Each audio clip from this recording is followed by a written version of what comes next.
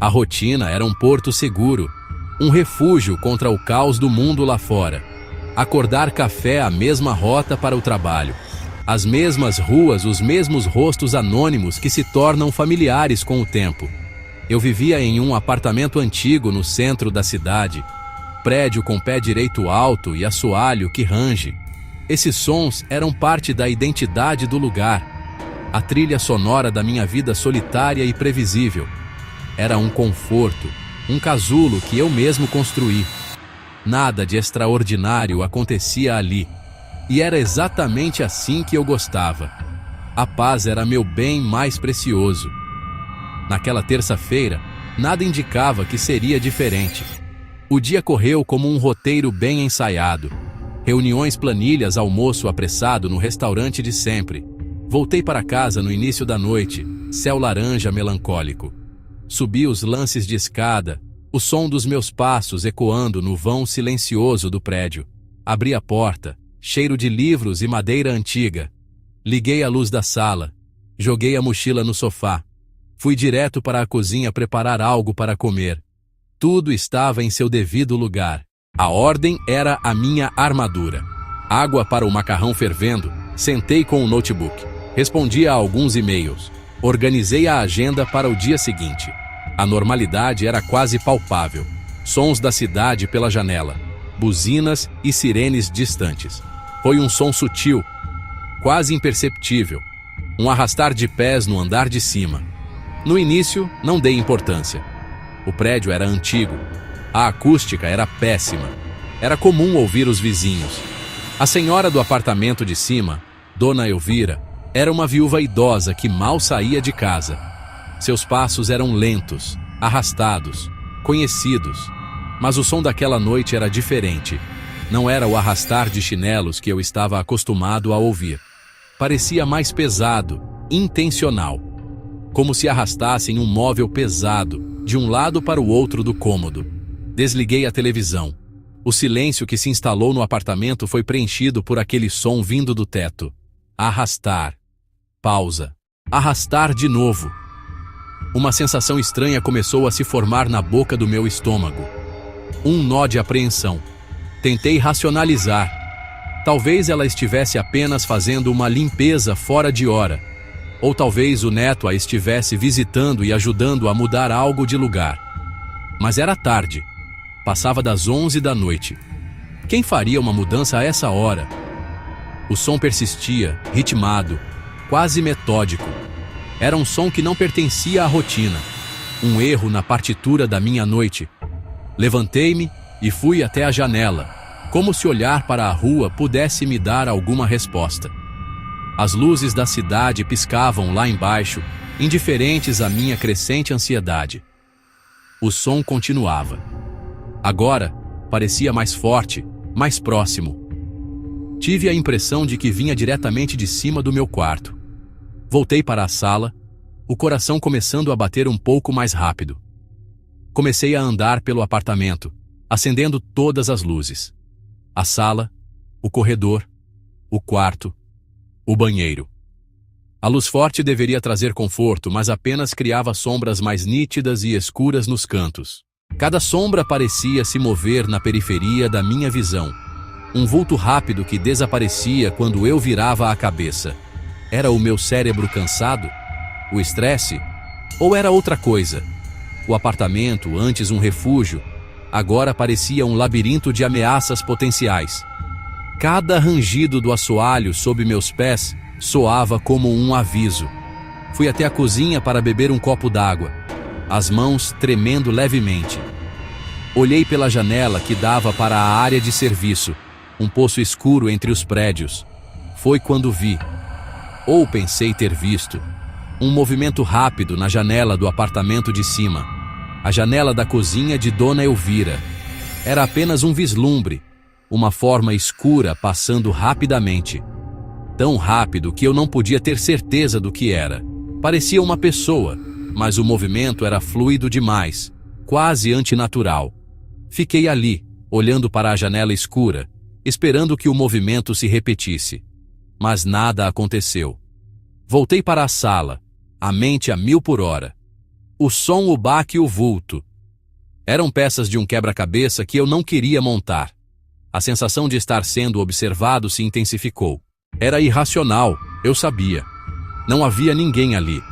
Mas eu não conseguia me livrar da impressão de que olhos invisíveis me seguiam a cada passo.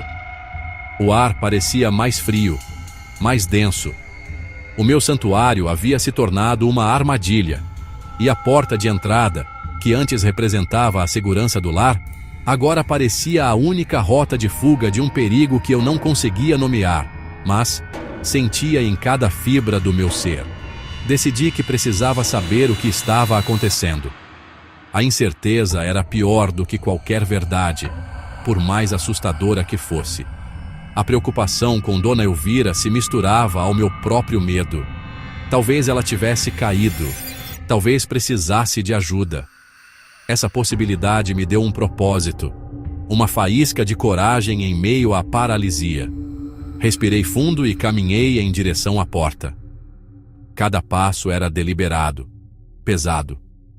O corredor que levava à saída do meu apartamento nunca pareceu tão longo.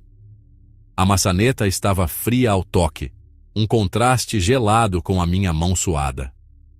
Abri a porta devagar, como se esperasse encontrar algo ou alguém do outro lado.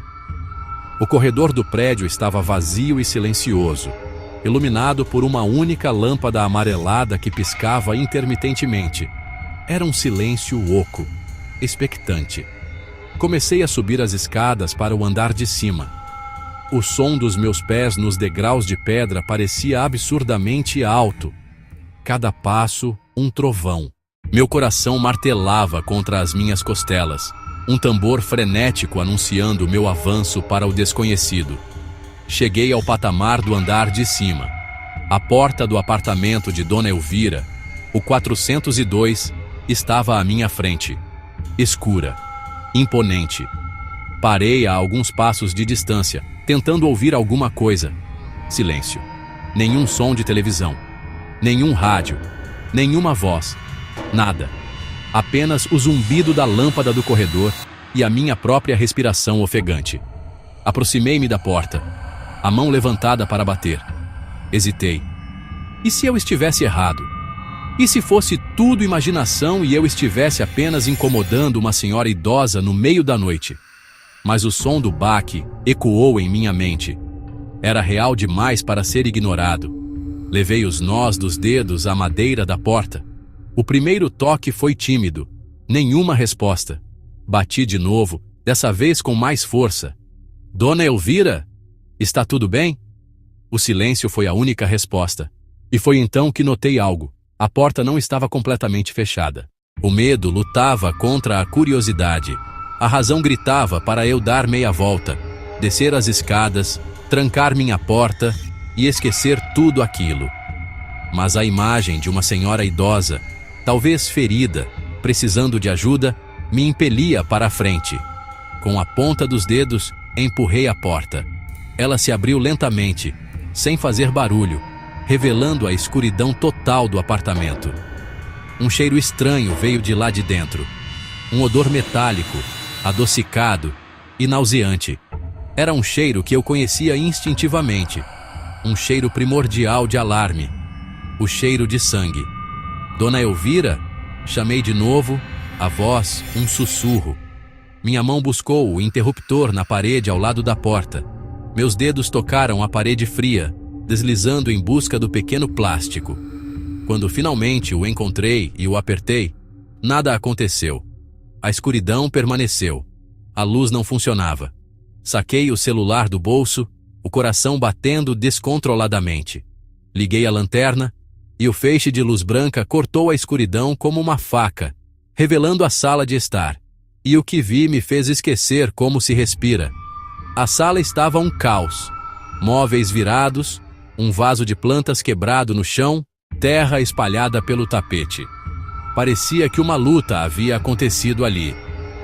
O feixe da lanterna varreu o cômodo, trêmulo, seguindo um rastro escuro e úmido no assoalho de madeira. O rastro começava perto do sofá virado e levava em direção a um corredor escuro no fundo do apartamento. Era de lá que o cheiro vinha, mais forte, mais presente. O cheiro de sangue. Meu corpo inteiro se arrepiou. Isso não era um acidente. Alguém tinha estado ali, ou ainda estava. Meu instinto de autopreservação finalmente venceu. Eu tinha que sair dali. Tinha que chamar a polícia. Comecei a recuar lentamente, sem tirar os olhos do corredor escuro, como se esperasse que algo emergisse das sombras a qualquer momento. Foi quando meu pé bateu em algo no chão, perto da porta. Apontei a luz para baixo. Era um pé descalço, pálido, com as unhas pintadas de um vermelho desbotado. O pé de Dona Elvira. O resto do seu corpo estava escondido atrás da porta, no pequeno espaço entre ela e a parede. Ela não tinha caído. Ela tinha sido colocada ali. E quem quer que tivesse feito isso estava ali, no escuro, a poucos metros de mim, vindo em minha direção.